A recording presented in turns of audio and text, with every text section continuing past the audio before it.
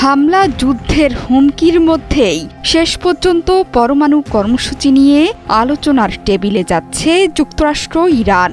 আসছে শনিবার যুক্তরাষ্ট্রের সাথে ইরানের সরাসরি উচ্চ পর্যায়ের আলোচনায় বসার কথা জানিয়েছেন মার্কিন প্রেসিডেন্ট ডোনাল্ড ট্রাম্প। হোয়াইট হাউসে ইসরায়েলি প্রধানমন্ত্রী বেনিয়ামিন নেতানিয়াহুর সঙ্গে বৈঠক শেষে এই ঘোষণা দেন মার্কিন প্রেসিডেন্ট। ওভাল অফিসে ট্রাম্প বলেন, তেহরানের সঙ্গে একটি চুক্তিতে পৌঁছানোর ব্যাপারে তিনি আশাবাদী, তবে আলোচনা ব্যর্থ হলে ইরান মহা বিপদে পড়বে বলে হুঁশিয়ারি উচ্চারণ করেছেন তিনি।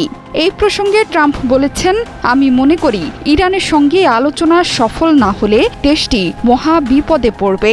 আমার বলতে খারাপ লাগছে যে মহা বিপদ হবে, কারণ তারা পারমাণবিক অস্ত্র পাবে না। ট্রাম্পের কয়েক ঘণ্টা পরই শনিবার ওমানে এই আলোচনার কথা স্বীকার করেছে ইরান, তবে এটিকে পরোক্ষ আলোচনা বলছে তেহরান। সামাজিক যোগাযোগ মাধ্যমে দেয়া পোস্টে ইরানের পররাষ্ট্রমন্ত্রী আব্বাস আরাকচি বলেছেন, ইরান এবং যুক্তরাষ্ট্রের মধ্যে শনিবার উচ্চ পর্যায়ের পরোক্ষ আলোচনা হতে যাচ্ছে। তিনি আরও লিখেছেন, এটা যতটা সুযোগ ঠিক ততটাই পরীক্ষা। বল এখন যুক্তরাষ্ট্রের কোর্টে বলেও মন্তব্য করেন ইরানের পররাষ্ট্রমন্ত্রী।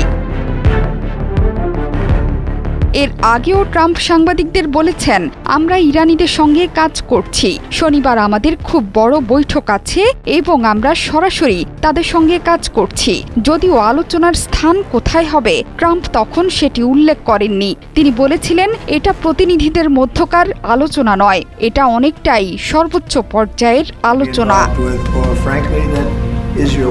ইরানের পারমাণবিক কর্মসূচি নিয়ন্ত্রণে নতুন চুক্তিতে পৌঁছানোর জন্য যুক্তরাষ্ট্রের সঙ্গে সরাসরি আলোচনায় বসতে তেহরান অস্বীকৃতি জানানোর একদিন পরই এই ঘোষণা দিলেন ট্রাম্প। এর আগে 2018 সালে মার্কিন প্রেসিডেন্ট হিসেবে প্রথম মেয়াদে দায়িত্বের সময়কালে ট্রাম্প ইরানের সঙ্গে 6 বিশ্বশক্তির হওয়া পারমাণবিক চুক্তি থেকে নিজ দেশকে প্রত্যাহার করে নেন। গুঞ্জন রটেছে, নতুন চুক্তি না হলে যুক্তরাষ্ট্রের সহযোগিতায় ইরানের পরমাণু কেন্দ্রে হামলা চালাতে পারে ইসরায়েল। শুধু তাই নয়, ইরানের সরাসরি হামলারও হুমকি দিয়ে রেখেছেন মার্কিন প্রেসিডেন্ট। পাশাপাশি ইরানের পরমাণু কর্মসূচি নিয়ে মস্কোতে রাশিয়া, চীন এবং ইরানের মধ্যে আলোচনা হবে। আর এই আলোচনায় ট্রাম্পের জন্য হবে শাপে বর। ট্রাম্প হয়তো ঘুণাক্ষরেও বুঝতে পারছেন না কোন দিকে এগিয়ে যাচ্ছে যুক্তরাষ্ট্রের ভবিষ্যৎ। চীন, রাশিয়া, ইরান মিলে নতুন অক্ষ গড়ে উঠলে নিজেদের খুঁজেই পাবে না পশ্চিমা শক্তি, যেখানে এরই মধ্যে ইউক্রেন ইস্যুতে ইউরোপকে হারিয়েছেন ট্রাম্প। ইমানুয়েল ম্যাক্রনও গাজায় ইসরায়েলি হামলার নিন্দা জানিয়েছেন। জোহরা চৌধুরী সেতু, ৭১।